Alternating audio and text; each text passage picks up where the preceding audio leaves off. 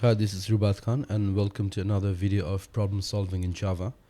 And the problem we are going to look at today is how to check if a number is prime or not. So let's get started. So প্রথমে সলিউশনে যাওয়ার আগে আমরা prime নাম্বারের বৈশিষ্ট্যটা একটু দেখি। So এখানে আমরা দুইটা নাম্বার নিয়েছি 7 আর 8, আর যে দুইটা কলাম আছে সেখানে আমি প্রথমে 7কে 1 থেকে শুরু করে 7 পর্যন্ত প্রত্যেকটা নাম্বার দিয়ে ভাগ করছি। একই কাজ করছি 8 এর ক্ষেত্রেও 1 থেকে প্রত্যেকটা নাম্বার 8 পর্যন্ত সবগুলোতে ভাগ করছি, এবং মড যেহেতু করছি, মড মানে হচ্ছে ভাগ শেষের দিকে আমি তাকাচ্ছি, এবং বেসিক্যালি আমি এখানে চেক করছি যে 1 থেকে সেই নাম্বার পর্যন্ত কয়টা নাম্বার দিয়ে ভাগ যায়। তো আমরা শুরু করি। সো প্রথম আমরা জানি 1 দিয়ে সব নাম্বারই ভাগ যায়, সো আমি এটা ইয়াস দিই যে ইটস ডিভিজিবল। বাকিগুলা হচ্ছে নো। ইয়াস নো বলতে বোঝাচ্ছি ইয়াস হচ্ছে ভাগশেষ শূন্য এবং ডিভিজিবল, নো মানে হচ্ছে ভাগশেষ শূন্য না, নন ডিভিজিবল। সো 7-এর জন্য 1 আর 7 শুধুমাত্র দুইটা নাম্বার দিয়ে ভাগ যায়, generally speaking 1 and the number itself. Okay, so if the number is k, তাহলে 1 থেকে শুরু করে k পর্যন্ত নাম্বার দিয়ে যদি আমি k কে ভাগ দেই, so I divide k with 1 to up to k, and only two numbers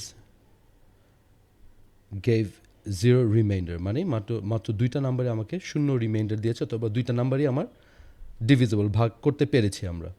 সে দুটো নাম্বার হচ্ছে 1 and the number itself and k. Now if we look at the number 8, we have zero remainder over here, we have zero remainder over here. আমার 8 2 দিয়ে ভাগ যায়, এখানে no, এখানে yes, এখানে no, finally we have yes over here. ঠিক আছে। আর 8-এর ক্ষেত্রে আমরা যখন একই জিনিস করলাম, so when we divide k with all the numbers starting from 1 up to k, আমরা দেখলাম যে there are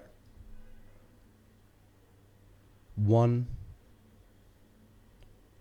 2 and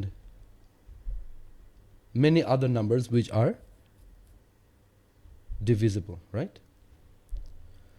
তো এখান থেকে আমরা বলতে পারি যেই number, the number k which is only divisible by 1 and the number itself, ঠিক আছে, is known as a prime number. So আমরা যদি জেনারেলি লিখি তাহলে আমরা এভাবে লিখতে পারি,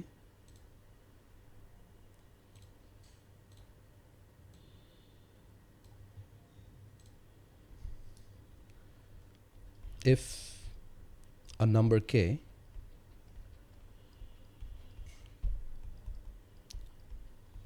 is only divisible by 1 and the number itself k,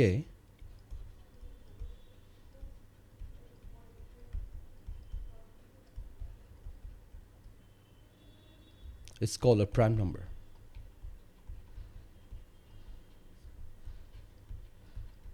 Prime number. Else it's a non-prime number. তো এখন আমি এই প্রবলেমটা কোড কিভাবে করব?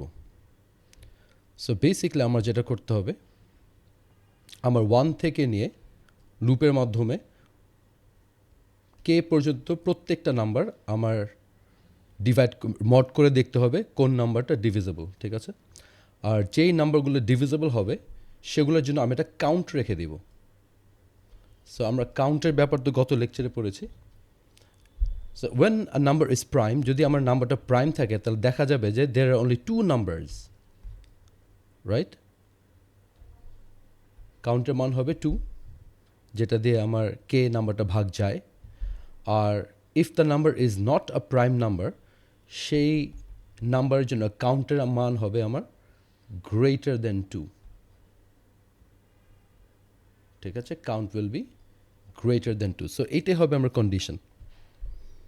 ঠিক আছে, আমি আবার লিখি।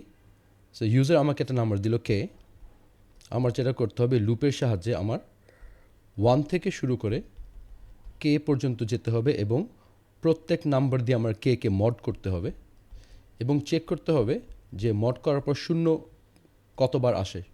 মড ইকুয়াল ডাবল জিরো মানে হচ্ছে ডিভিজিবল। যতবার এই কন্ডিশনটা ট্রু হবে আমার কাউন্ট থাকবে একটা, কাউন্টের মান আমি এক এক করে বাড়াবো। লাস্টে যখন আমার 1 থেকে কে পর্যন্ত সবগুলো নাম্বার নিয়ে মড করা শেষ হয়ে যাবে, তখন আমি আরেকটা চেক করব লুপের বাইরে যে আমার কাউন্টের মান কত। আমার কাউন্টের মান যদি এক্স্যাক্টলি 2 থাকে তাহলে it's a prime number, else it's a non prime number. তো আমরা এখন কোডটা সুন্দর করে দেখি। So let k be the user input, or let's call it input. Input হচ্ছে আমার ইউজার থেকে নিলাম। আমরা এখন ইউজার থেকে কীভাবে ইনপুট নিতে হয় সেটা আমি জানি। এবং আমি এই ইনপুটটাকে আই দিয়ে ডিভাইড মড করবো আর কি। লেট আই, আচ্ছা int, sorry, so int I equals 1।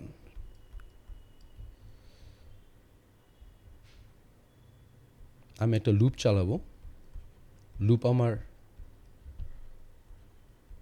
সেই ইনপুট নাম্বার পর্যন্তই যাবে। এই জন্য আমি আই লেস ইকুয়ালস ইনপুট লিখলাম। আই প্রথমে 1 হবে, তারপর 2, তারপর 3, up to the number input.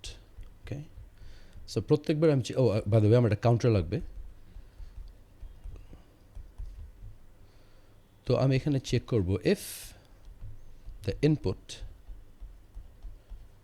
Is divisible by the number I, then I increment the counter. ঠিক আছে, আর যদি ডিভিজিবল না হয় তাহলে আমার কিছু করার দরকার নেই। আমি পরের নাম্বার নিয়ে ট্রাই করব। পরের নাম্বার মানে হচ্ছে আই প্লাস প্লাস। এই লুপ আমার গেল। লুপ আমার আই থেকে শুরু হচ্ছে, আই 1 থেকে শুরু হচ্ছে। তো আমরা একটু ট্রেস করে দেখি যে আমার এতটুকু কোড ঠিক হয়েছে কিনা। আমার আই এর প্রথম মান হচ্ছে 1। আমি প্রথমে input, let's say input is 7। আচ্ছা, ছোটো একটা ইনপুট নেই, লেটস সে 5। প্রথমে আমি 5 1 দিয়ে মড করব, সেটার ভাগফল হবে 0। তার মানে এই কন্ডিশনটা ট্রু হবে, আমার সি এর মান 1 হবে। সি ইনিশিয়ালি ছিল 0, এটা 1 হবে। তারপর আয়ের মান এখানে 1 বেড়ে যাবে। আয়ের মান ছিল 1, তারপর হয়ে যাবে 2। তারপর ইনপুট হচ্ছে আমার 5, so 2 is less than 5। Again আমি ইনপুটটাকে আই দিয়ে ভাগ দিব। ইনপুট হচ্ছে 5 আর আয়ের মান হচ্ছে 2। এখানে আমার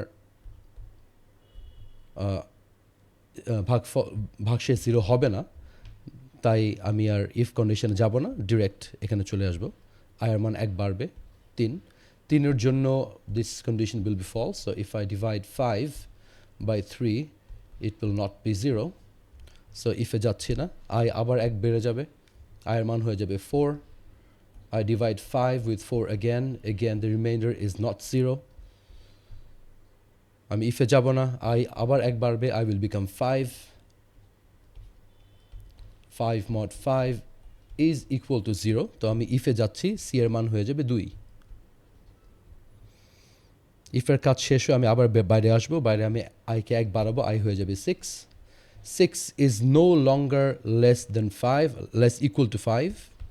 So my condition is false, my loop breaks. When my loop breaks, my counter's value is 2, right?